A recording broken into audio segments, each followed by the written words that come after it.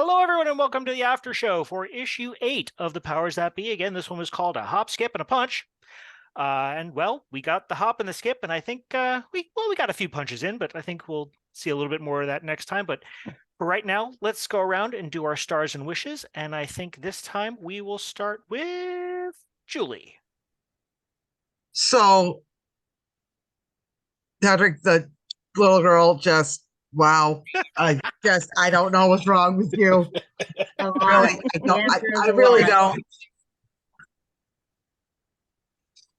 Ray, I loved you taking charge for the getting us all, into better coordinating costumes and stuff. That was awesome. Just I think everybody did a great job of really playing their character, like really getting into character tonight, which was fantastic. I can't think of anything else.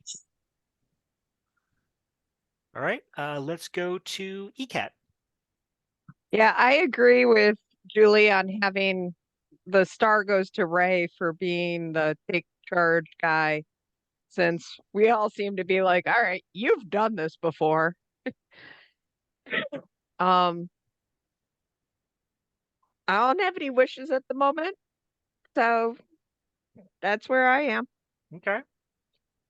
Let's go to Magda. Yeah, so I don't see my character as like they still don't buy into this whole superhero thing. So I still don't have that like running into battle motivation. So it is really good to have somebody to lead the charge that I can follow. So I appreciate Ray for that. As far as and also like yeah, matchy uniforms are stupid, but it's really cool to like have good gear that I don't have to pay for. So like yeah, I'm liking that aspect of things, and I'm hoping that I can like both like get like I'm not gonna say milk it for all they got, but Take advantage of the potential resources. Yeah. Exactly. Avail yourself of the resources at hand. Yeah. That's the phrase. Yeah. Just look at it as STEM providing the grant money. Yep. Yes. With And no application necessary. Oh God, yes. Use it or lose it. True. Yep. So like it's gonna be interesting. Like the one thing that I guess I forgot to ask is whether the masks that they gave us are just going to be like the bare necessity, like paper mask, disposable. I don't know, like just No, they give you the nice ones once you explain what it's for. So it's the helmet style with the filters and the positive pressure to make sure you don't accidentally inhale something you're not supposed to.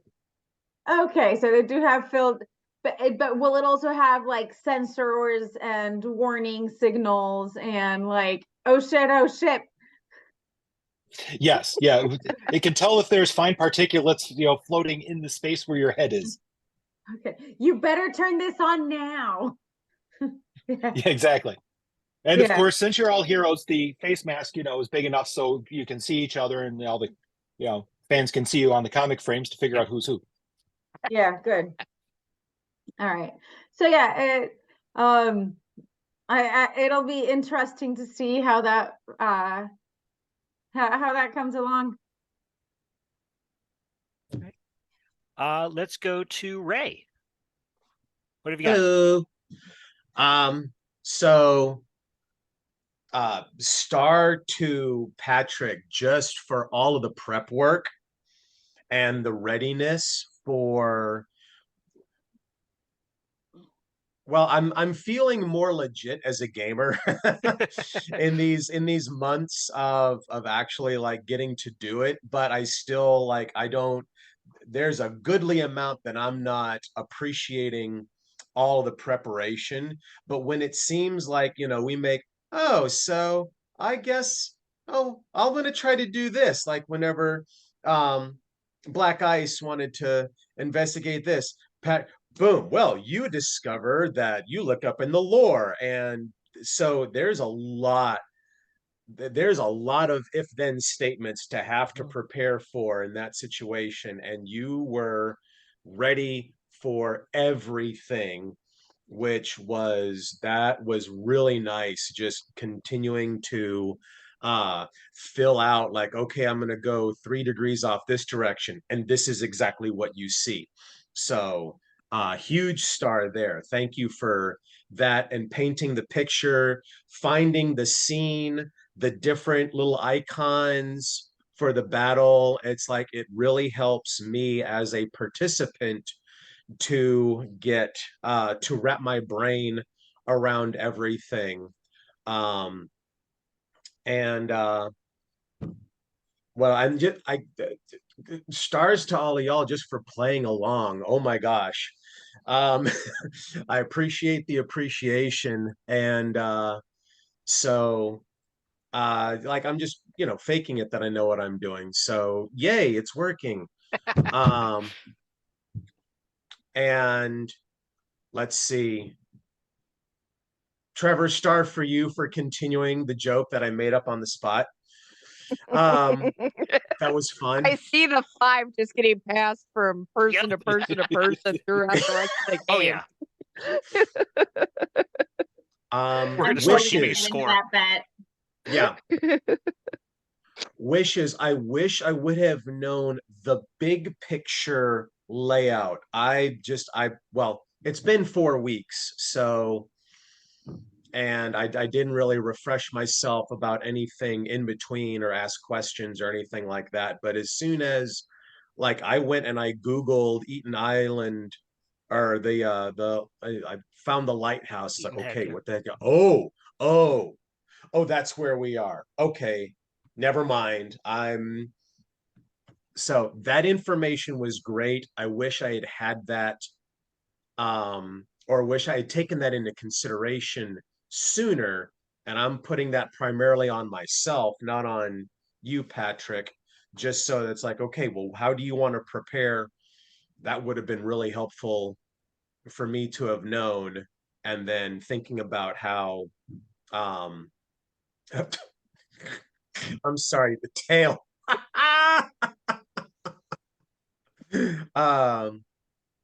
But other than that, everybody's character got to be their character, as ECAT said. And it seems like we're getting a little more comfortable doing our thing and working as a team. So I'm liking it. So I'll go next and we'll leave Patrick for last. Yeah, Ray, both for the leadership in the costume department, but also for the Fiverr joke. That was awesome. And then also for stepping up and saying, I'm just gonna, spin a line of bullshit.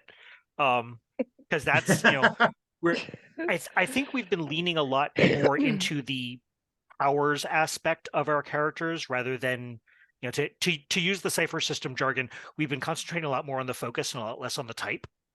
And I like seeing that. I like seeing you step into that role of, you are the front face of the party, both for better or for worse. Also, star to ECAT just for the little things in Neva's character, like having to hide the costume from her aunt. It's just those little throw-ins that you just think of off the cuff and they don't affect the story or anything, but it's those things that bring the page to life, again, to make the comic book analogy. And then again, Patrick, as I've been running games for 40 years. So I do appreciate the prep that goes into it.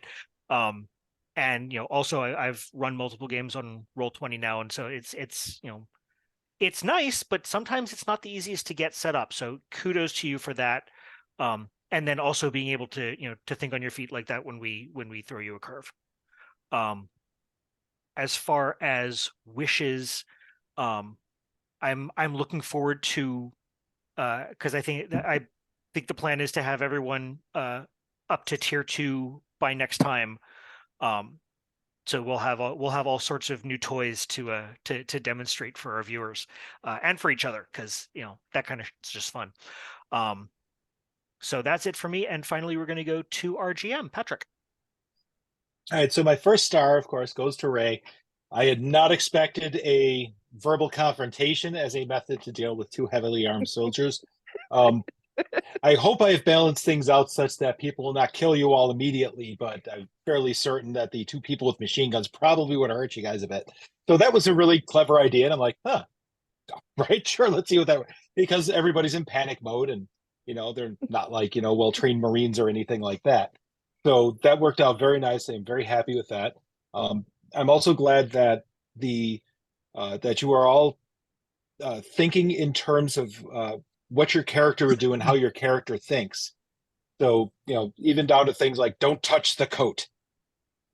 Very, very important part of her priorities in life, and thus yours as a player, which is very good. I like that a lot.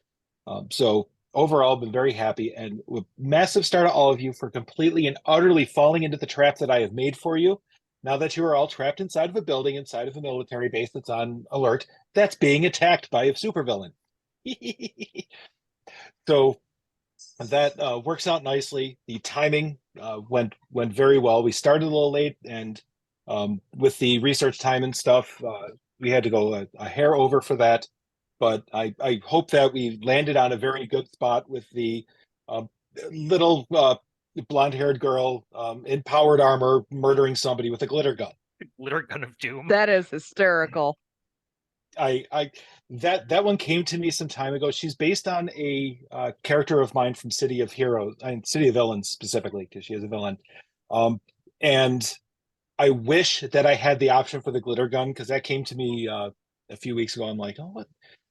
Okay, so she have like an energy with like, no, it shoots glitter. Because I'm just imagining like a shotgun just loaded with glitter, just blowing a hole through somebody.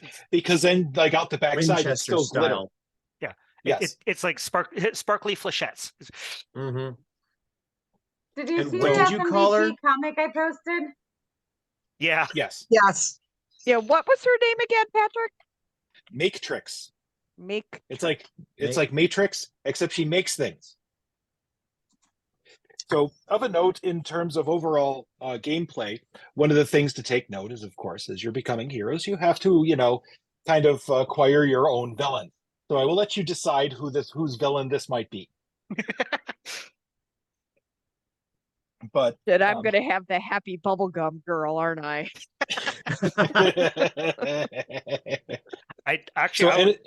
I'm expecting her to end up as Tink's nemesis if they're both in. Yeah, I'm thinking like a classmate dropout. Former student. Flammable.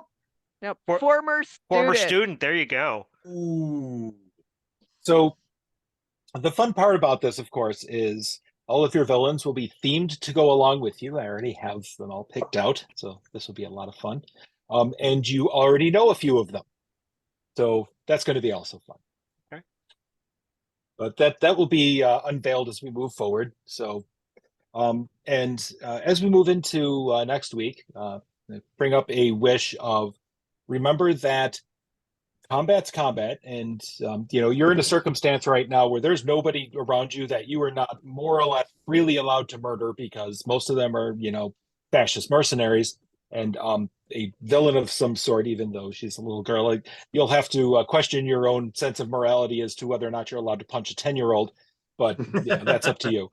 I have no problem punching a suit of armor, and if the person inside it happens to be 10, that's her fault. The fact that all my attacks ignore armor is completely beside the point. So the fun with phasing. So the So as we progress forward, think that there are combat solutions to things, there are non-combat solutions to things, as Ray demonstrated today. And also remember, sometimes it's just smart to turn tail and run. That sometimes is an option. Yep. Not that most of you can run too far, although Ray can fly out. Ray can fly. Tink can fly because you do have the jetpack. Backpacks got jets. Yeah. I love that song. Wow, I haven't heard that Yeah, in a Paw long time. can leap very well. Okay. But on the other hand, I just kind of mosey along behind y'all, trying to stay in the shadows. At some point you should acquire the power to fly. Come up, but it's instead of balloons, it's a bunch of crows with like little ribbons hanging down. Yeah, that holding them like a bunch of balloons. That's what I was gonna say. Was you should acquire the power to fly, but the way it's themed is like some crows swoop down and pick you up. And fly you wherever you just build in some little roller skates into the stompy boots. Or you could put ice skates on them. There is that. As your freezing abilities improve, you can always make a surface to skate down. Yep. So a lot of options. Yep. The rules are flexible.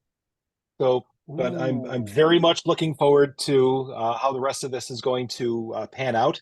And then since it was brought up as a possible thing for last week, I will be moving forward into at least 1 week of doing some vignettes with all of you for some in-between things and character and story building. So I have ideas for most of you, but I will poke at you guys to make sure that that's something that will work well for your character.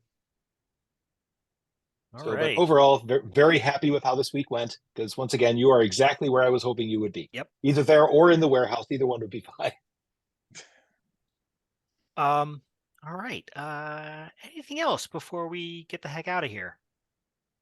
All right. Well, viewers, I hope you've enjoyed this so far. I think I say this pretty much every week, but it's getting good, and I can't wait to see how this turns out, and I can't wait to see what the little glitter girl is gonna do to us. That's gonna be fantastic. Yeah, Patrick, again, thank you for her. That was a gift. So this has been the After Show for issue 8 of The Powers That Be, a hop, skip, and a punch. For Patrick, ECAT, Magda, Julie, and Ray, I am the Vitruvian Meeple. We are out. See you next time. Thanks, everyone.